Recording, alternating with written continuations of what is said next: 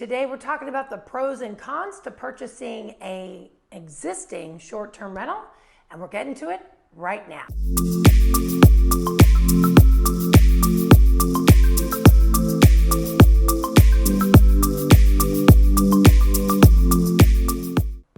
My name is June Kranick, and on this channel we talk about all things as it's related to the short-term rental industry. So today we're talking about the pros and cons to purchasing an existing property. So, this is a question that I get quite a bit. Should I purchase brand new or should I buy one that's already up and running? So let's talk about the pros first, and we will talk about the cons last. So stick around till the end of the video so you can hear all of the cons as well. So first and foremost, the nice part about purchasing a short-term rental that's already been used as a short-term rental is the obvious: turnkey.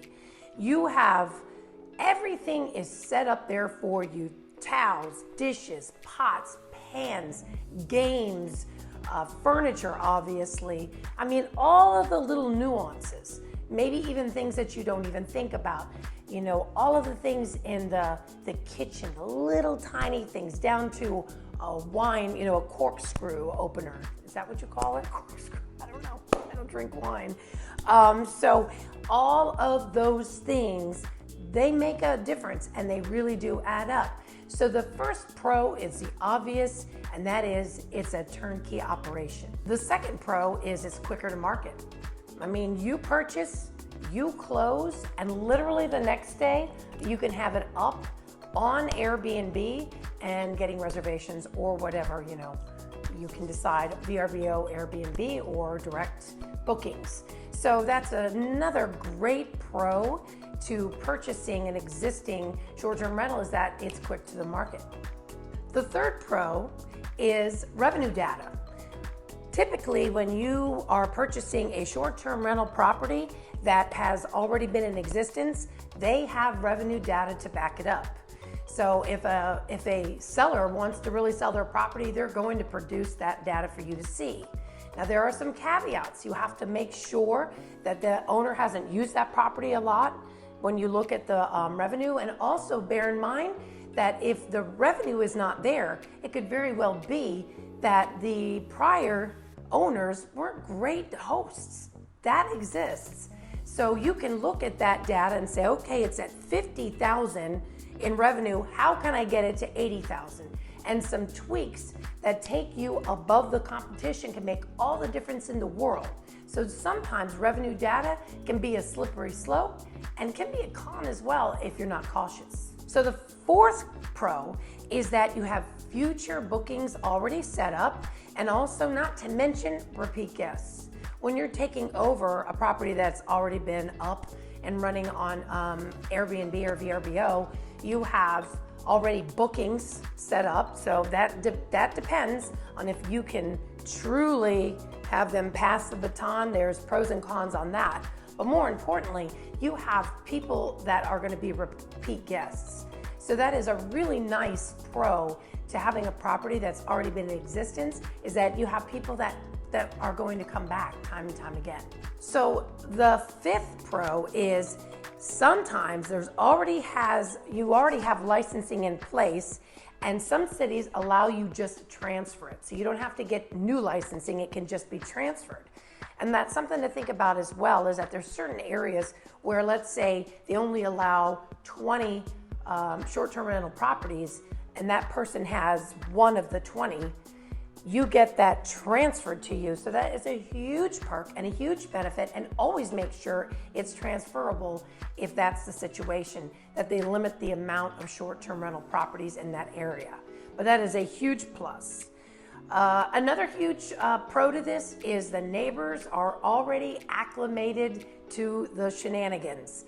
And what I mean by shenanigans is people in and out, multiple cars, maybe sometimes people being up a little later than normal, or God forbid being a little loud. But when you have neighbors that are already like, hey, we're cool with it, that's another huge pro, is that you do not have to worry about the neighbors raising all kinds of grief, and you'll have a smooth business. And then, the last thing I want to say is that I had I had a client purchase a property here in Orlando, and I'll never forget, the realtor it was owned by the realtor. And she told me, never will I buy a brand new short-term rental again.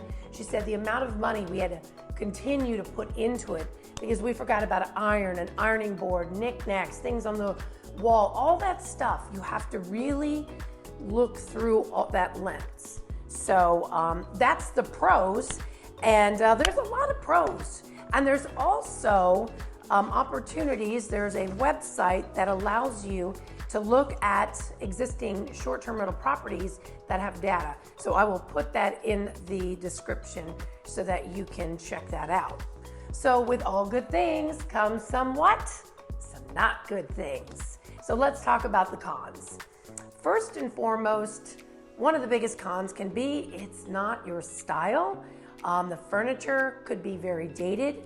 The furniture may be worn out and or could be super cheap. So sometimes things look great on the MLS, and then when you go in, not so great. So this is something to keep an eye out. I had a client recently reach out, and she said, well, I know that if I can decorate it, I can make it unique. In an area like Orlando, Florida, you have to think outside the box because there are over 100,000 short-term rental properties here. So how do you make your property stand out and be unique? And that's what she felt she had to bring to the table. So maybe buy an existing property, not a good thing. A second con to this is there's not as many choices because everyone wants the winning lottery ticket.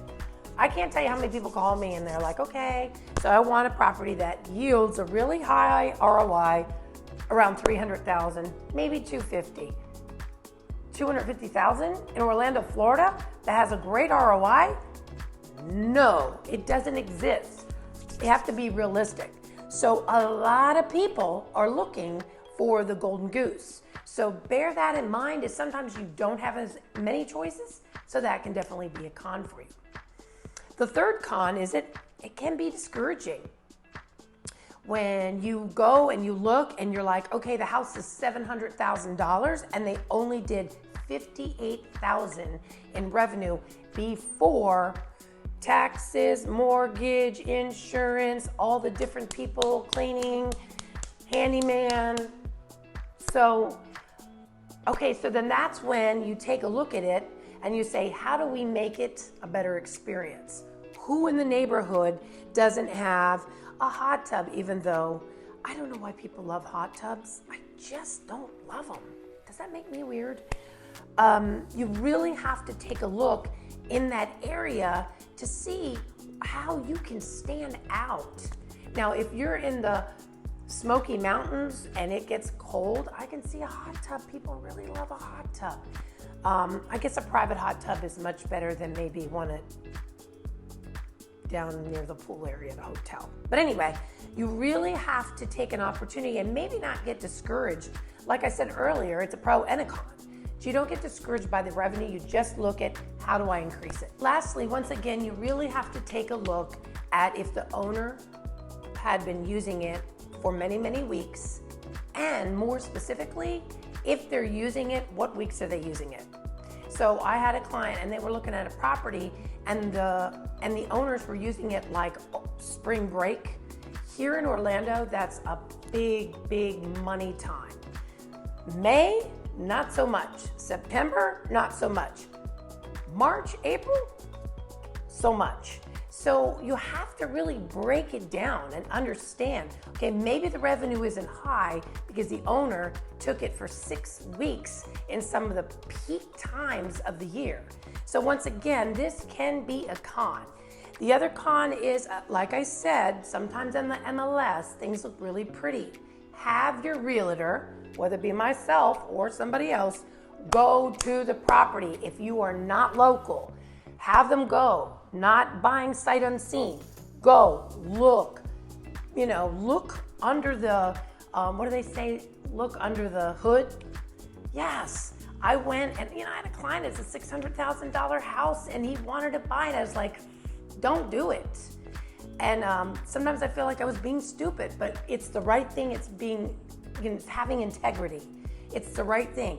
If that place is kind of beat up, well, then maybe that's a negotiation tool with the sellers, because now it's not as crazy as it used to be. Or you can factor in that you're going to have to put some love into it. So these are all things to consider, all the pros, all the cons to purchasing a short-term rental that is existing. But I can tell you, if you want less headaches, it's probably the route for you. So remember, today we were talking about that, whether or not you should purchase a short-term that's already been in existence. But if that's not what you're looking for, you gotta let us know. Reach out, let us know exactly what it is that you want to see so we can get those videos out to you right away. So remember, if you're thinking about purchasing a short-term rental property in Orlando, Florida, or Florida in general, well then send us a text, give us a call, send us an email, however you wish to connect, because we got you covered when it comes to moving or comes to investing in Orlando or Florida in general. And we will see you on the next video. Bye for now.